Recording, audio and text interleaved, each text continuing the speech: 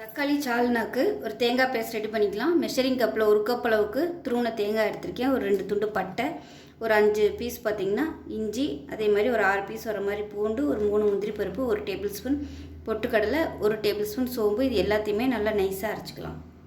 இப்போ ஒரு குக்கர் எடுத்துக்கலாம். தேவையான அளவுக்கு எண்ணெய் சேர்த்துக்கலாம்.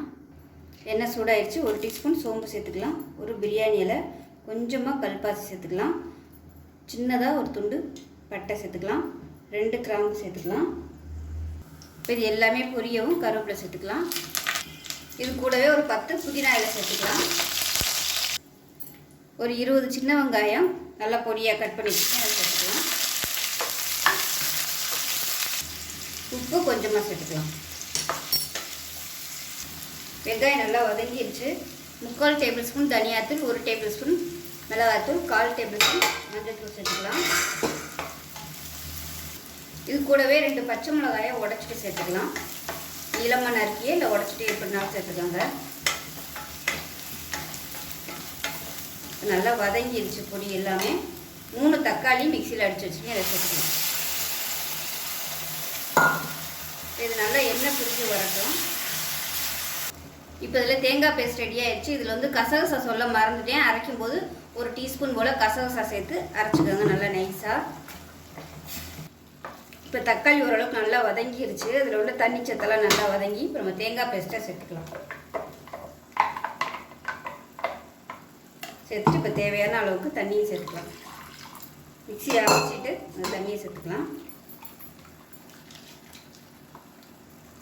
இப்போ இன்னும் கொஞ்சம் தண்ணி சேர்த்துக்கலாம். திக்னஸ் பார்த்துக்கிட்டு இன்னும் கொஞ்சம் எக்ஸ்ட்ரா வேணும்னா தண்ணி சேர்த்துக்கலாம். நான் வந்து இன்னும் கொஞ்சம் தண்ணி சேர்க்குறேன், ரொம்ப கெட்டியாக இருக்குது.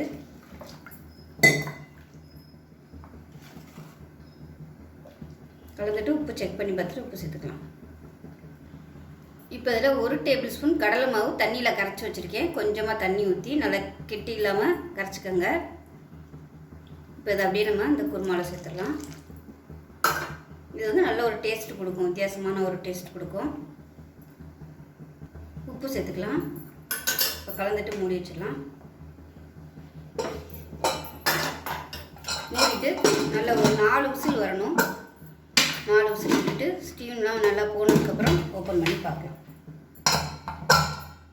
இப்போ விசில் விட்டு ஸ்டீம்லாம் போயிடுச்சு, எப்படி இருக்குன்னு பார்க்கலாம். சூப்பராக வந்திருக்கு. வாசனை பார்த்திங்கன்னா அவ்வளோ அருமையாக இருக்குது.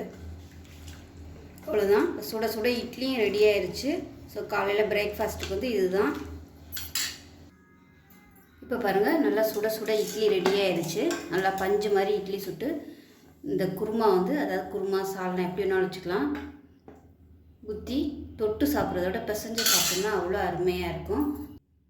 ஸோ காலையில் பார்த்திங்கன்னா ஒரு சூப்பரான பிரேக்ஃபாஸ்ட் ரெடி.